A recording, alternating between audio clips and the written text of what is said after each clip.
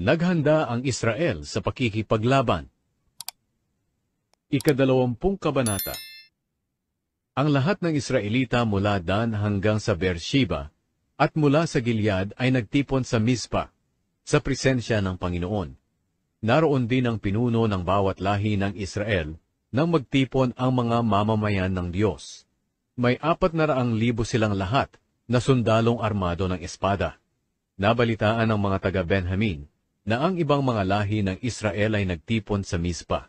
At ngayon nagtatanong ang mga Israelita, paano nangyari ang kasamaang ito? Sinabi ng Levita na asawa ng babaeng pinatay, dumaan kami ng asawa ko sa Gibeya na sakop ng Benjamin, para doon magpalipas ng gabi. Kinagabihan, pinaligiran ng ilang lalaking taga-Gibeya ang bahay na tinutuluyan namin. Papatayin sana nila ako, pero ginahasa nila ang asawa ko, hanggang sa namatay ito. Kaya dinala ko pauwi ang bangkay niya, at pinagputol-putol at ipinadala sa 12 lahi ng Israel. Dahil napakasama at kahiya-hiya ang ginawa ng mga taong ito sa Israel. Lahat tayong mga Israelita, ano ngayon ang gagawin natin? Nagkaisa ang mga tao na nagsabi, wala ni isa man sa atin ang uuwi. Ito ang gagawin natin. Magpalabunutan tayo. Kung sino sa atin ang lulusob sa Gibeya, ang 10 bahagi ng lahat ng lalaki sa bawat lahi ang mag-aasikaso sa pagkain ng mga sundalo.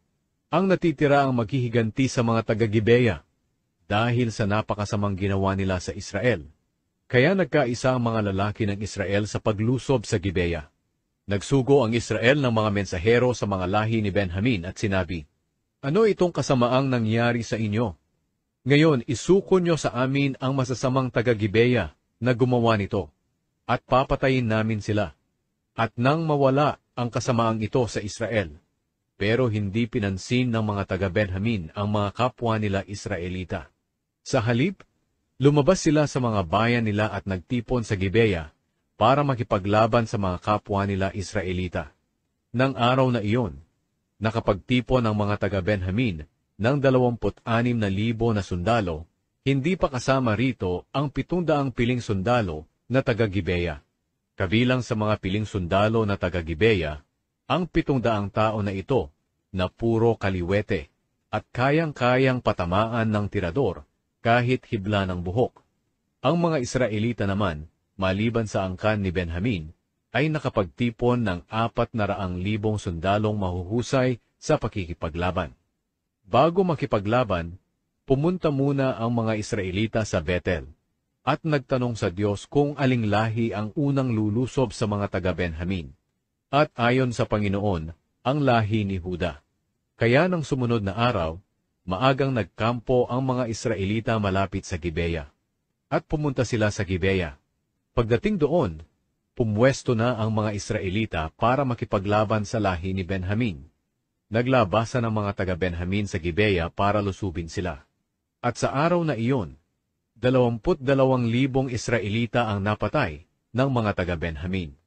Umahon muli ang mga Israelita sa Betel at umiyak doon hanggang gabi. Tinanong nila ang Panginoon, muli po ba kaming makikipaglaban sa mga kadugo naming taga-Benjamin? Sumagot ang Panginoon, oo, muli kayong makipaglaban.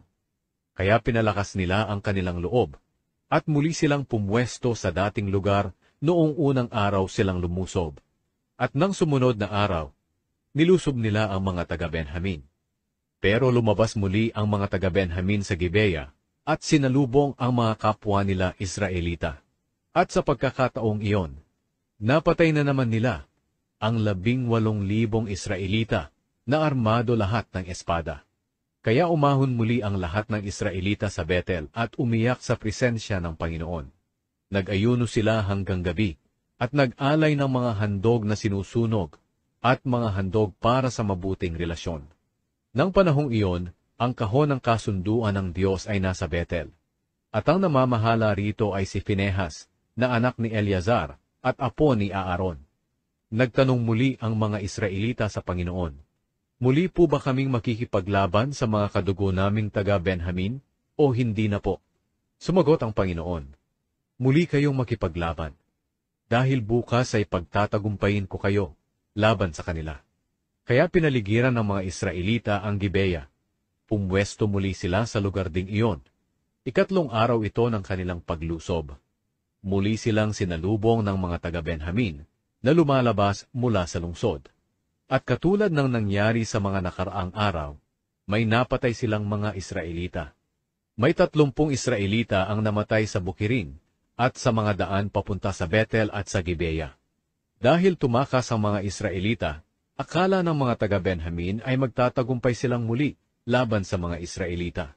Hindi nila alam na nagpapahabol lang pala ang mga Israelita para dalhin sila papalayo ng lungsod. Nang nakarating ang mga Israelita sa Baal Tamar, pumwesto sila roon habang ang mga nag-aabang sa paligid ng Gibeya ay nagsisilabasan.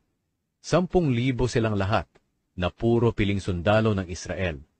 Nilusob nila ang Gibeya at matindi ang labanan.